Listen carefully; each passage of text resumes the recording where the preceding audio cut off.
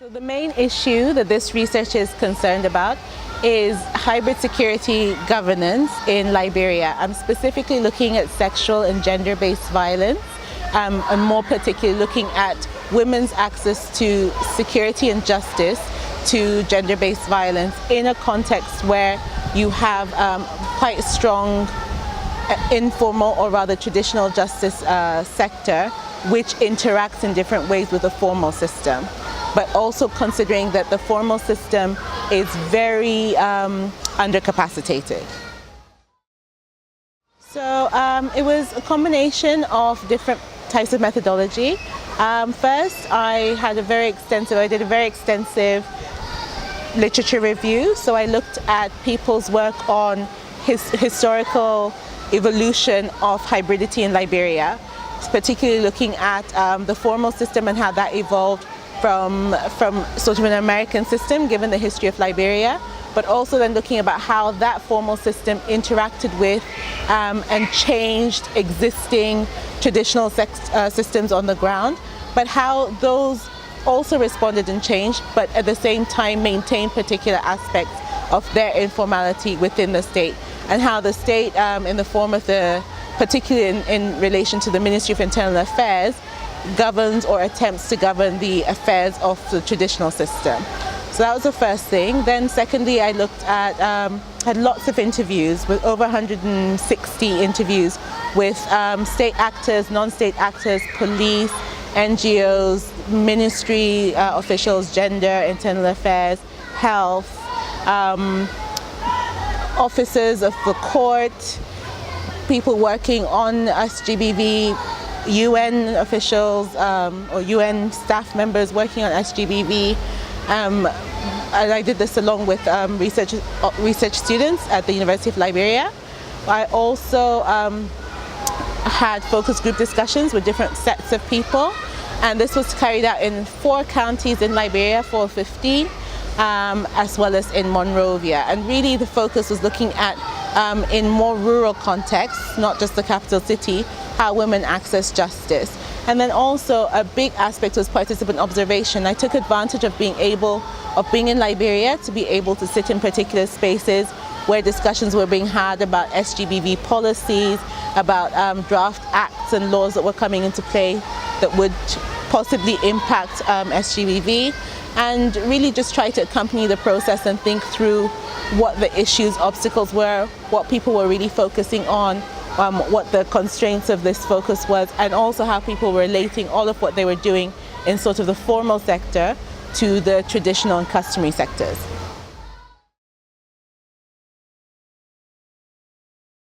So I had a lot of, I was going to say preconceptions, but that's not what I mean. So I had ideas about what I would find. Mostly they were confirmed. Indeed, the informal and formal sector in relation to SGBV interact extensively. And this is a result or as an impact of the various strengths and weaknesses of both the formal system and of the customary system. So I found that in terms of strengths of the formal system, people liked it because it was seen as universally applicable. They understood that there were laws in place, like the 2005 rape law. There was also structural reforms, judicial reforms, as Criminal Court E, which really looks at SGBV crimes.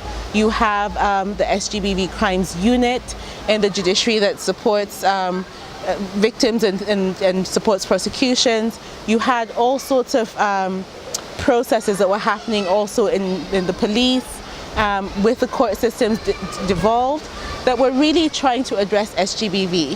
However, problems universally with the formal system meant that it still wasn't very accessible. So you had all these wonderful laws and processes and structural changes, but they weren't really deeply embedded, and it meant that women still were not, and girls were still not getting access. We're still not accessing justice or security in these spaces.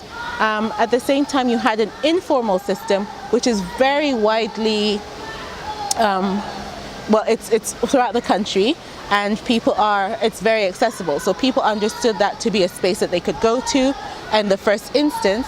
However, it's also a system that is not the most gender friendly, so we have particular issues where the traditional system is actually seen to be promoting SGBV, if not, or condoning it at the very least. So it's, in as much as it's accessible, it's seen as restorative justice, it's seen as something that people prefer because it looks at relationships between communities and people in ways that the formal sector doesn't.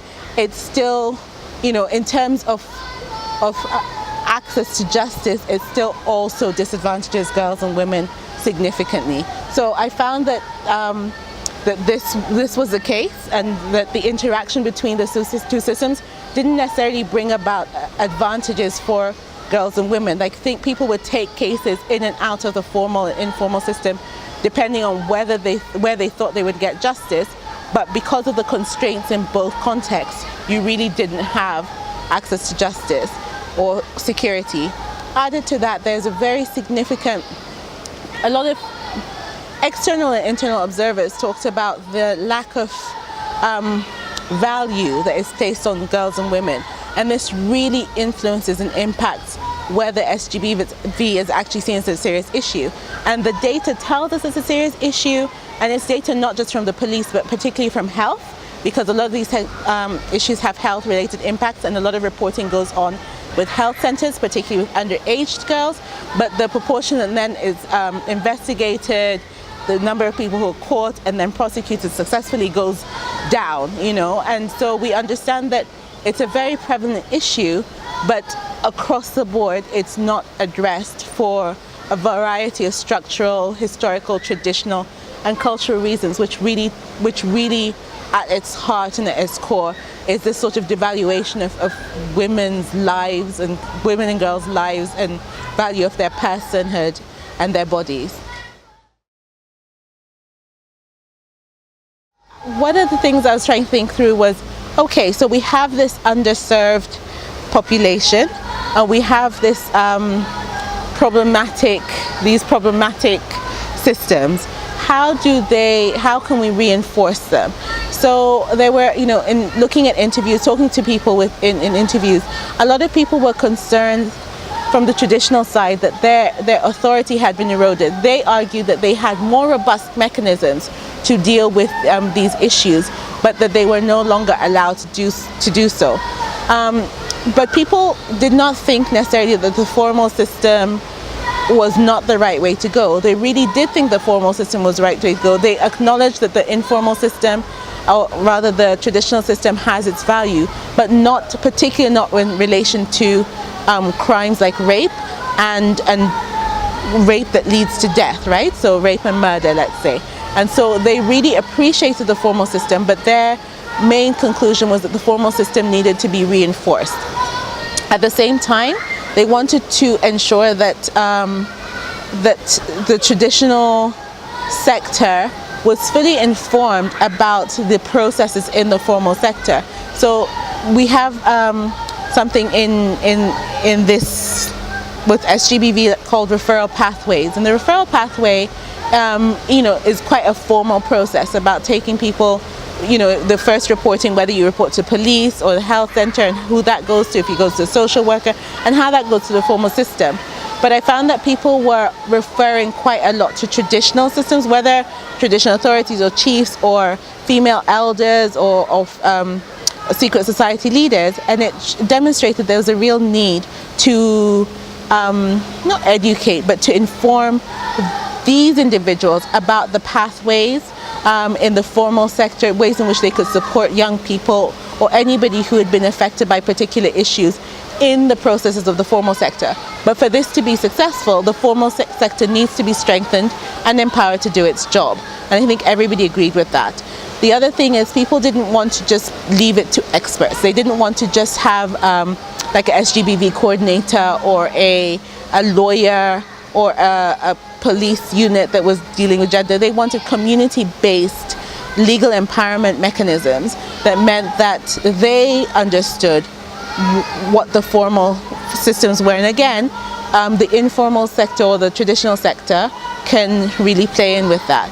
We also find that you have a lot of people working on this issue across the board. So NGOs, local and national, international donors, international bodies who are doing a lot of work on promoting, better SGBV policy, anti-SGBV policy, but they're doing it in all sorts of different spaces. So harmonizing these, ensuring that these are not against, sort of like human rights norms and values, aren't reinforcing negative messages or reinforcing negative practices in relation to what it enables traditional authority to do is also very important. And thinking through how to ensure that when people are saying we have to engage traditional authority in these issues, it's not giving traditional authority sort of the idea that they are now once more responsible for these very serious crimes, but rather working with traditional authority to support changes in norms, social attitudes and behaviors, having them be champions in the formal context, and because they are seen as legitimate, they are seen as trustworthy, but utilizing that legitimacy and trustworthiness to bring about different messaging and different understandings of what security and justice mean in the formal sector. So I think, so one of the things, like I said, I sat in on was looking at how the UN Government of Liberia Joint Program on SGBV worked, and they really thought through about how to engage the informal sector or the traditional sector. But I think they could do a lot more, not even a little more, a lot more. It's not just about working with, engaging, informing. It's understanding who you're working with, the extent to which those people have an influence. Are you working with the right people? Are you working in ways that are going to be sustainable? Once your funding ends, how have you embedded messages and messaging to ensure that people who you identify as champions take it forward beyond the life cycle of a particular project or program? How do you make sure that traditional authority is seen as an authority and not seeing that they're being increasingly marginalized and therefore will work in opposition or against some of these processes?